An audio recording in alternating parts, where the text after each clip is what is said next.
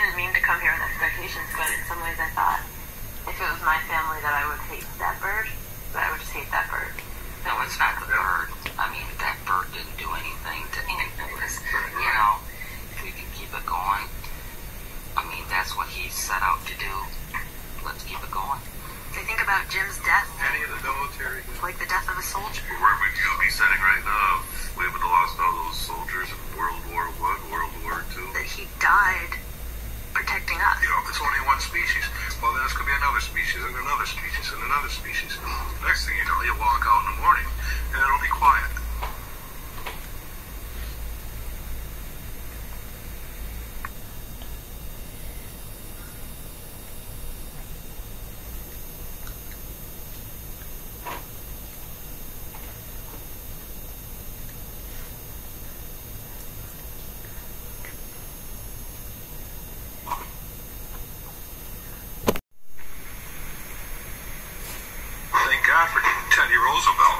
That made our national parks.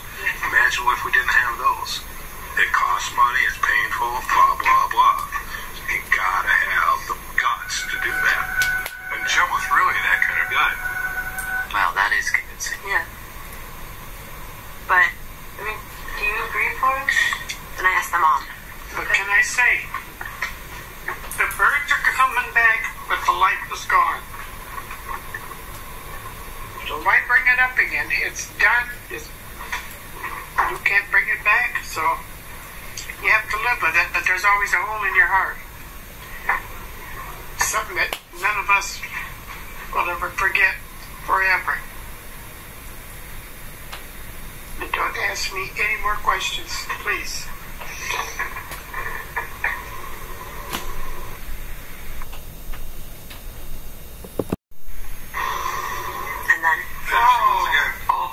The power went out.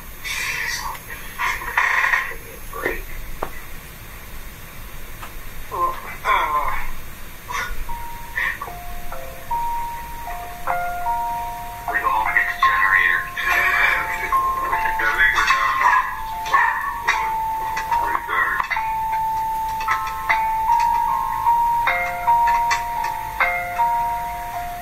Lulu Miller. If you want more information on warblers or anything, or if you want to subscribe to our podcast, go to radiolab.org. Hey.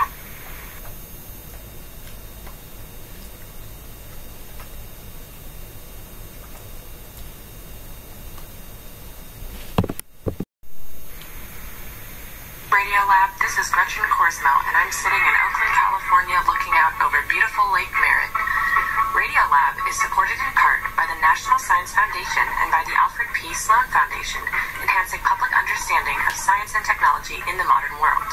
More information about Sloan at www.sloan.org.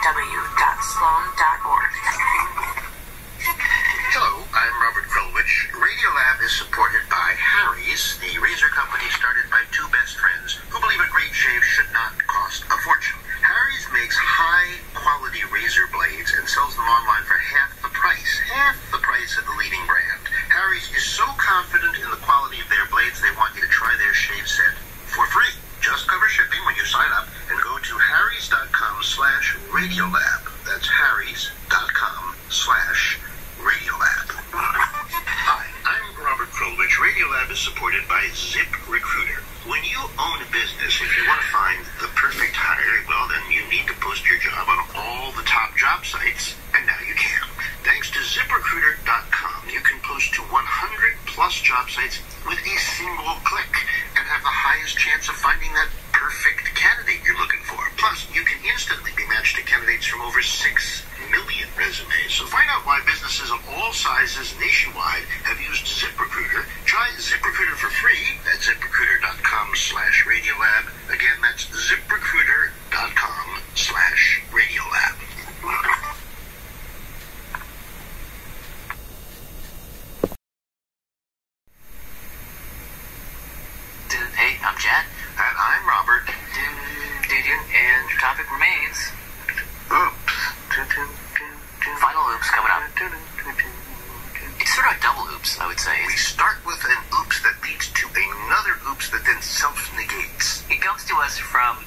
A fellow who, within the confines of the show, we will call Oopsie Wheeler. So maybe we could just start with both of you kind of introducing yourself and saying who you are and what you do. I mean, just something basic. Hi, I'm Andrea Sterling. Oh, I'm Donald Sterling. This is Don and Andrew Sterling. They're chemists. They're actually a research team Here at University of Montana. and they met back in the 70s Back in 1979, at the University of California in San Diego. we met and almost fell in love at first sight. We dated for a week. He proposed. I accepted. They got married, Uh-huh. and not long after, Don got offered a job. So they left their home in sunny California. Mind you, we lived about half a mile from the ocean. Nonetheless, they packed up a truck with all of our stuff, including, About 200 plants. and they moved to Butte, Montana, which is a different thing altogether. An old mining town that barely had a tree in the city limits.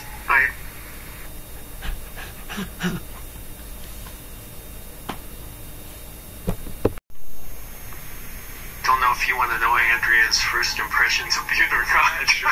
I actually burst into tears and then started laughing. I think we call that hysterical.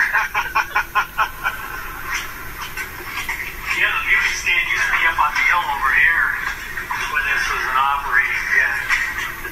So I actually grew up in the town over from Butte, Montana. It's kind of that town that you were afraid to go to when you were a kid. Filled with abandoned buildings, depressed.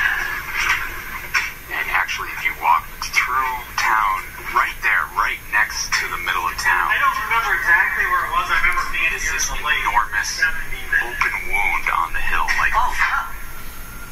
this deep Wow. pit, This is where the pit is. the Berkeley pit. And the guy saying "wow" is Barrett Golding. I couldn't get back to Butte myself, so I asked Barrett to go over there and visit with a couple of engineers. So tell me who you are. Okay, well, I'm Joe Griffin, Montana Department of Environmental Quality. And I'm Nick Tucci. I'm with the Montana Bureau of Mines and Geology. And The three of them are standing at the edge of the pit, which is kind of hard to imagine, especially the size of this thing. But when you're at the edge of the pit and you look down in, what you actually see... Don't know if you want to know Andrea's first impressions of Butte or not. Sure. I actually burst into tears and then started laughing. I think we call that hysterical.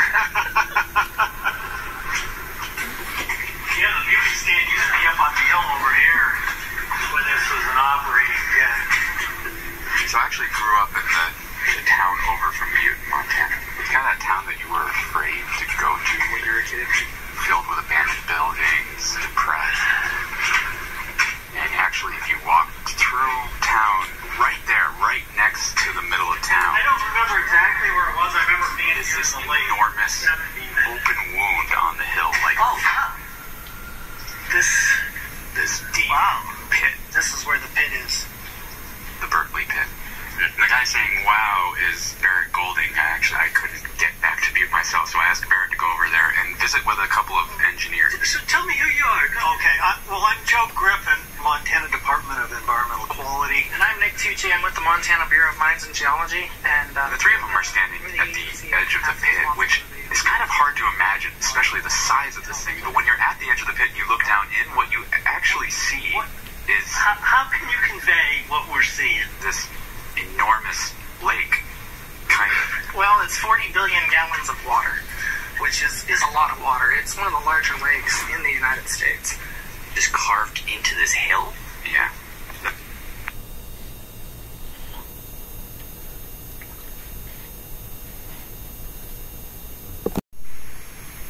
The main difference, though, between this lake and one that you might decide to take an afternoon dip in is that this lake is a bizarre... The color of the water is red. This kind of sickening red. and also Greens and gray and black. is technicolor. It shimmers in this way that, like, words can't describe. And when you're standing there, you can't help but wonder. The question I really have, and I'll rephrase it after I ask it because it's not quite, is like, what the happened here? That's gonna happen. I mean, what happened? Well, it's just, the price of copper. In the 1920s, when we were stringing up telephone wires and this hill. You know, the long and the short of it is, you wouldn't be standing here broadcasting this or recording this without copper in your wire right there. And in its heyday, you know, before the pit was even around, Butte was this mining boom town. But by the 1940s, the price of copper had dropped. The company that owned all the mines in Butte wasn't doing so well, and so they figured it'd be cheaper and easier to just blow the top off the hill.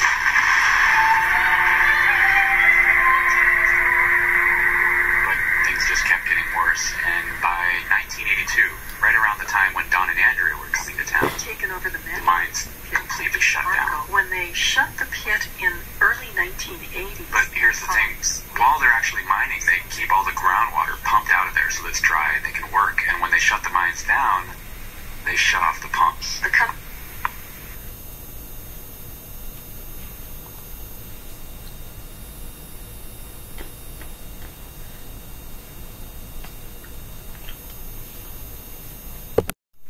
The company turned off the pumps. I think it was Earth Day 1982. Yeah, on Earth Day. After that, the pit started filling up with groundwater. And it took a good 10 years to actually see a kind of a rust-colored puddle in the bottom of the pit itself. But it was a puddle that was growing and growing and growing and growing. Now here's the thing about that water. The rock around the pit is filled with pyrite, and when the water hits the pyrite and the air, the three react to create sulfuric acid. In turn, that's Edwin Dobb, freelance writer, have been for about 20 years. who actually grew up in Butte. The sulfuric acid hastens the removal of the metals from the ore itself, like gold and silver and copper. Copper, cadmium.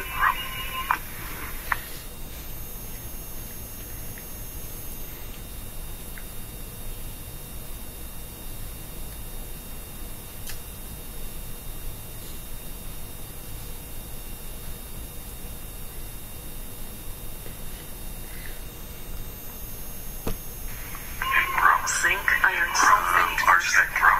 And what you end up with is this toxic, acidic disaster. and it's still rising. In fact, you know, since we started working on this piece, Jet, it's risen like about a foot. There was an incident, infamous incident, in the mid-1990s. Anybody who grew up anywhere near Butte knows this story. One stormy night, some 340 snow geese landed They landed on the water, looking for shelter. and they, of course, drank some of it. The next day, there were 342 goose carcasses floating on the water. They were all dead. And the autopsies showed lesions in the esophagus, throughout the digestive system. So it's like the water ate their insides. Yeah.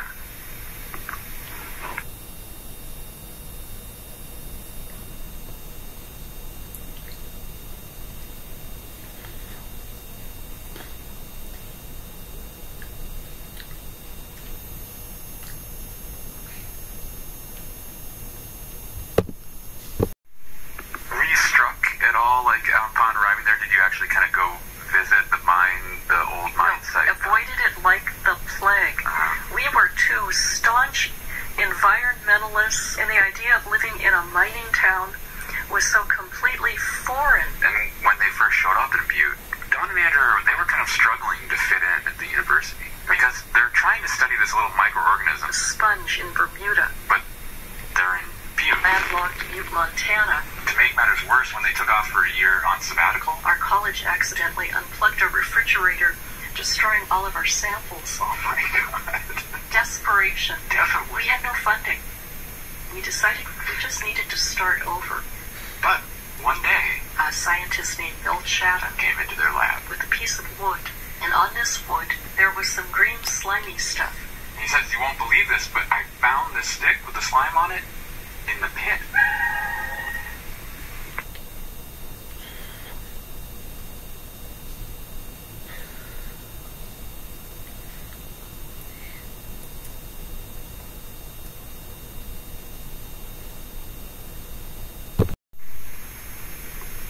Floating about a foot below the surface of the water. Now, here's the thing. I mean, that lake, this is the most deadly place you can imagine. I mean, nothing grows here. Nothing should grow here. Nothing. Absolutely not.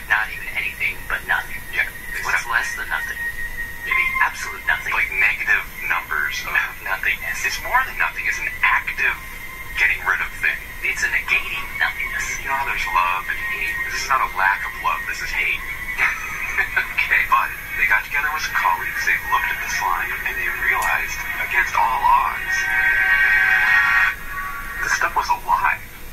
Life, acid mine waste. Life that no one had ever studied before. It really is what started everything we've been doing now, gosh, for the last 15 years.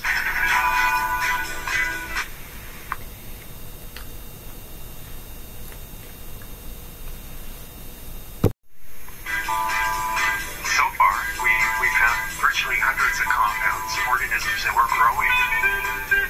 Organisms that make molecules that can fight viruses. Several turned out to be good in our anti-cancer screen. They fight cancer, really? Yeah. So we have Berkelic acid and Berkeley amides and Berkeley acetal. They've now published tons of papers. I mean, their work has just taken off. So it's been pretty exciting research.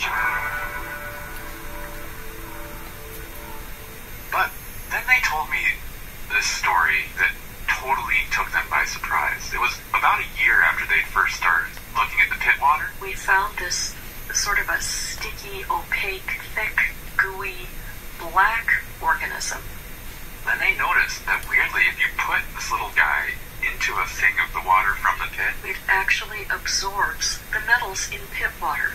What does that mean? Like they're taking the metals out of the water? they become a little metal sponge, yes. But So they're cleaning the water, is what you're saying? yeah, and there's lots of people that work with microorganisms to try to clean up metal-laden water.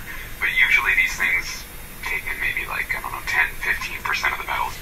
This little guy, Will actually absorb between 85 and 95%. wow. So they got really curious about it, and they started trying to figure out where it had ever been seen before. We had it identified And they eventually discovered that the only place this yeast had ever been found was where? Well, in the rectal swabs of geese. Oh, you mean like the snow geese that landed on the water? Yeah.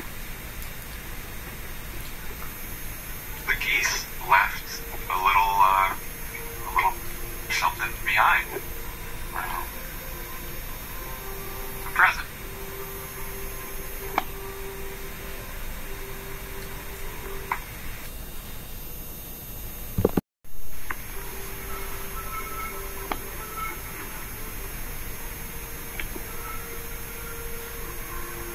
Soren Wheeler. More information at radiolab.org. My name is Don Shirley, and Radiolab is produced by Chad Aberrad and Soren Wheeler. Our staff includes Ellen Horn, Lulu Miller, Michael Racio, Brenna Farrell, Pat Walters, And the one and only Tim Howard, with help from Sharon Shattuck,